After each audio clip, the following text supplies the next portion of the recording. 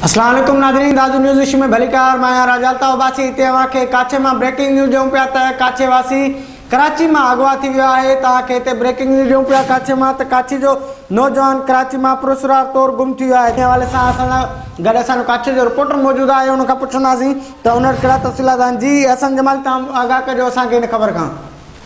जी, काछे जो नौजवान कराची में पुरस्कार तौर गुम थी वियो आहे। काछे जे लकी स्टार सेक्रेटरी भरिसां सदाबार होटल से कम कंदड़ कोट कदानी जो रवासी 21 साला मोहम्मद हाशिम पुत्र अब्दुल रशीद होटल में पुरस्कार नमूने गुम थी वियो आहे।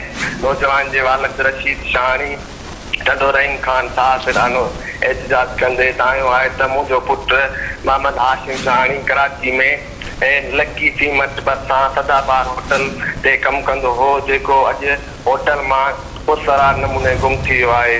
जंहिंजी ॻोल्हा करण बावजूद पतो न पइजी सघियो आहे। हिन आईजी सिंध ऐं वर्ष वारनि खां मुतालबो कंदे घुर कई आहे त मुंहिंजे पुट जी ॻोल्हा जी मदद कई वञे। जी वॾी महिरबानी हसन, तव्हां असांखे आगाह कयो। नाज़रीन, तव्हांखे हिते काछे मां ख़बर ॾियूं पिया त काछे जो नौजवान जेको आहे कराची मां पुरस्कार तौर गुम थी वियो आहे।